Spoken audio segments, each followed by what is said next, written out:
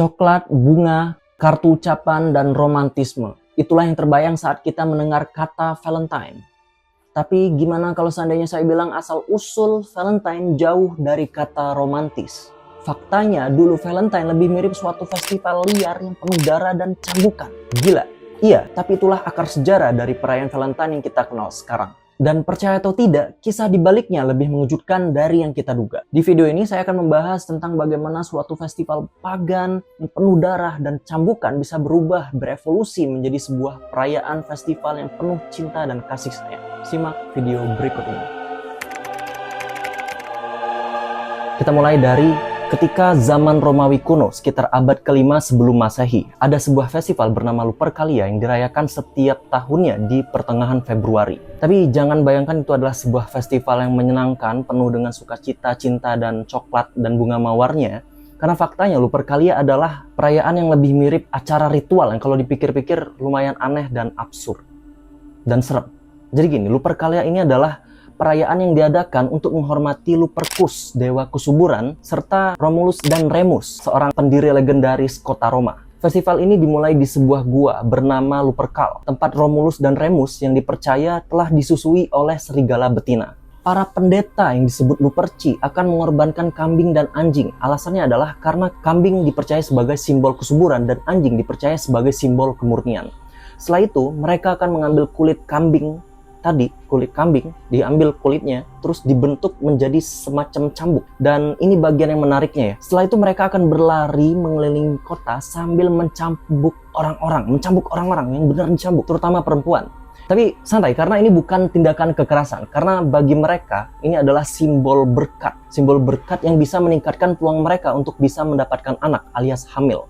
Jadi mereka dengan senang dan sukacita dan sukarela untuk bisa dicambuk, untuk bisa hamil. Aneh sih, mereka bisa percaya hal-hal seperti itu. Karena bayangin kalau seandainya tradisi itu masih ada sampai sekarang, pasti bakal jadi konten yang viral banget. Bukannya memperkaya asupan atau perbanyak hubungan, tapi minta dicambuk.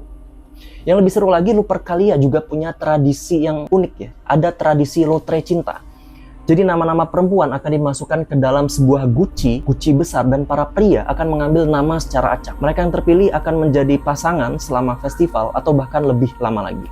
Mungkin ini adalah cikal bakal dating apps pertama atau film Take Me Out pertama di dunia. Menariknya, meskipun tradisi ini, festival ini terdengar begitu aneh dan kuno, Lupercalia sangat populer di Roma selama berabad-abad. Tapi begitu kekristenan mulai berkembang, tradisi ini dianggap begitu pagan dan akhirnya dilarang oleh Paus Gelasius II di akhir abad ke-5.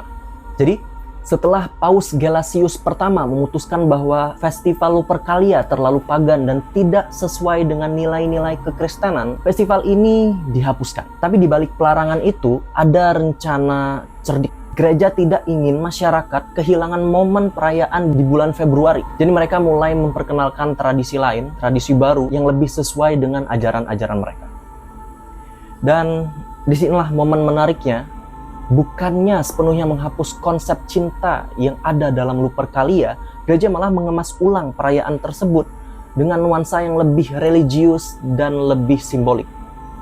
Alih-alih lotre cinta yang serba acak, mereka mulai mempromosikan sebuah kisah tentang cinta sejati dan pengorbanan. Dan inilah yang perlahan membuka jalan bagi munculnya hari Valentine. Namun transisi ini tentu tidak instan ya. Karena bayangkan masyarakat yang selama berabad-abad terbiasa dengan ritual penuh drama, penuh darah, kini diarahkan untuk merayakan cinta dengan cara yang lebih manis dan bermakna. Awalnya ini pasti menimbulkan kebingungan ya. Karena apalagi tanpa cambuk-cambuk dan lotre cintanya, tapi gereja terus mendorong perubahan ini dengan memasukkan elemen-elemen baru seperti penghormatan kepada sosok suci yang merepresentasikan cinta sejati. Dan saat kita sampai pada kisah Santo Valentine yang perlahan menggantikan Lupercalia sebagai fokus perayaan bulan Februari, ceritanya menjadi semakin menarik. Karena pertanyaannya, siapa sebenarnya Santo Valentine ini dan bagaimana ia bisa menjadi ikon cinta di bulan Februari? Nah, inilah momen yang bikin penasaran. Pertanyaannya, siapa Santo Valentine? Nama besar di balik perayaan ini. Ternyata jawabannya nggak sesederhana itu. Bahkan sejarah mencatat ada lebih dari satu Santo Valentine. Satu Valentine yang dianggap suci oleh gereja. Oke, kita bahas. Legenda paling populer bercerita tentang seorang pendeta bernama Santo Valentine yang hidup di era kekaisaran Romawi di bawah kekuasaan Kaisar Claudius II. Pada saat itu, Kaisar melarang pernikahan untuk pria muda. Alasannya karena Claudius percaya bahwa prajurit terbaik itu adalah pria muda yang tidak menikah. Karena mereka nggak punya beban secara emosional. Tapi logis juga, karena ketika perang pasti nothing tulus gitu loh, nggak ada keluarga yang dipikirin. Tapi kalau udah menikah pasti ya lebih berat gitu untuk bisa berperang. Tapi Valentine nggak setuju ya, karena menurutnya cinta sejati itu adalah hak semua orang. Dan ia mulai diam-diam menikahkan pasangan-pasangan muda secara rahasia. Sangat romantis ya.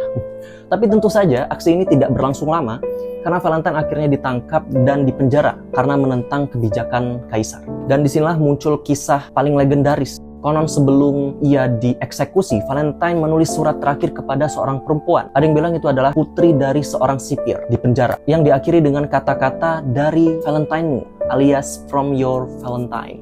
Mungkin bagi kalian ini terdengar familiar ya, karena mungkin inilah asal-usul kebiasaan menulis surat kartu ucapan di hari Valentine. Eksekusi Valentine meninggalkan jejak yang mendalam pada komunitas Kristen saat itu. Ia menjadi simbol pengorbanan atas cinta dan iman. Dua hal yang erat kaitannya dengan nilai-nilai gereja, nilai-nilai Kristen. Pada tahun 496 Masehi, Paus Gelasius pertama secara resmi menetapkan 14 Februari sebagai Hari Santo Valentine, sebuah penghormatan untuk menghormati pengorbanan Valentine. Seiring waktu, Hari Valentine mulai berubah bentuk menjadi perayaan cinta seperti sekarang. Perubahan ini mulai terasa pada awal abad pertengahan di Eropa ketika tradisi ini dikaitkan dengan musim kawin burung. Sastrawan seperti Geoffrey Chaucer turut memperkuat hubungan antara Hari Valentine dan romansa lewat karyanya bernama Parlement of Fowls yang menggambarkan Valentine sebagai hari cinta. Pada abad ke-14 dan 15, Valentine mulai dikaitkan dengan ungkapan cinta romantis dan orang-orang mulai saling mengirim puisi serta surat cinta pada tanggal 14 Februari. Namun fast forward ke abad 18 di Inggris dan Amerika, Hari Valentine berubah menjadi perayaan cinta yang lebih personal. Tradisi ini berkembang pesat, terutama di era Victoria pada abad ke-19, ketika revolusi industri membawa perubahan besar. Industri percetakan mulai memproduksi kartu ucapan secara massal, kartu ucapan Valentine, lengkap dengan desain cantik dan kata-kata puitis di dalamnya. Tradisi ini makin mudah diakses oleh semua kalangan, menjadikan Valentine lebih dari sekedar hari spesial kecil. Ia telah berubah menjadi fenomena global. Dan di abad ke-20, perayaan ini makin berkembang dengan hadiah seperti coklat, bunga, hingga perhiasan yang mendominasi. Dari tradisi kuno penuh darah di Lupercalia hingga perayaan modern yang serba manis, penuh coklat dan penuh bunga seperti sekarang. Hari Valentine kini menjadi bukti evolusi tradisi yang begitu dramatis, karena siapa sangka dari ritual religius dan simbol cinta burung, Valentine kini berubah menjadi hari bernilai miliaran dolar dalam bentuk industri cinta. Hari Valentine hari ini telah berubah, berevolusi menjadi sesuatu yang jauh lebih luas. Bukan lagi sekedar perayaan cinta romantis, tapi juga cinta untuk keluarga, sahabat, bahkan diri sendiri. Ada yang merayakannya dengan makan malam romantis, ada yang saling memberi kartu hadiah, bahkan ada juga yang memanfaatkan hari ini untuk mengingatkan mereka akan pentingnya cinta kepada diri sendiri, alias self-love. Dan ya, FYI, di Jepang, Hari Valentine punya tradisi unik. Justru perempuanlah yang biasanya memberikan coklat kepada laki-laki, baik untuk pasangan romantis maupun teman kerja. Karena sebulan kemudian, pada White Day, giliran pria yang membalas hadiah itu. Lalu di Korea Selatan, tradisinya lebih kreatif lagi. Bagi mereka yang tidak menerima hadiah di Hari Valentine atau White Day, ada Black Day. Pada bulan April, sebuah hari di mana para jomblo berkumpul untuk makan mie hitam bersama, alias jajangmyeon. Ya, ternyata Valentine bisa jadi ajang kebersamaan dengan cara makan mie, dengan cara makan mie bersama. Jadi apapun bentuk perayaannya, Hari Valentine telah menjadi momen untuk bisa mengekspresikan cinta dan menghargai hubungan dengan semua orang, baik dengan orang lain maupun dengan diri sendiri bahkan.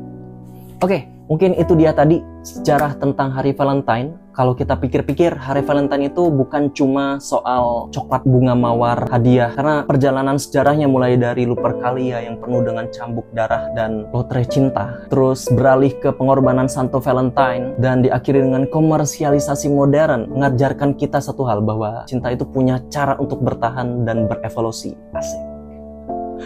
Entah itu cinta romantis, cinta kita kepada keluarga, cinta kita kepada teman, kepada saudara, atau bahkan kepada diri kita sendiri, self-love. Hari Valentine itu justru mengingatkan kita bahwa cinta itu adalah sesuatu yang abadi, yang universal dan tak lekang oleh waktu. dari dulu sampai sekarang. Jadi apapun cara kita merayakannya, pastikan itu berasal dari hati. Dan nggak selalu tentang 14 Februari, nggak harus di bulan Februari, tapi setiap hari juga. Karena pada akhirnya, ya perasaan cinta itu adalah hal yang paling mudah, yang kita semua pasti miliki. Hal terindah yang bisa kita bagikan kepada orang lain. Nggak perlu uang, nggak perlu hadiah. Oke, itu dia sejarah tentang Hari Valentine kali ini. Selanjutnya kita akan ngebahas tentang sejarah-sejarah lainnya. Untuk itu, nantikan video saya di momen berikutnya. Bye-bye.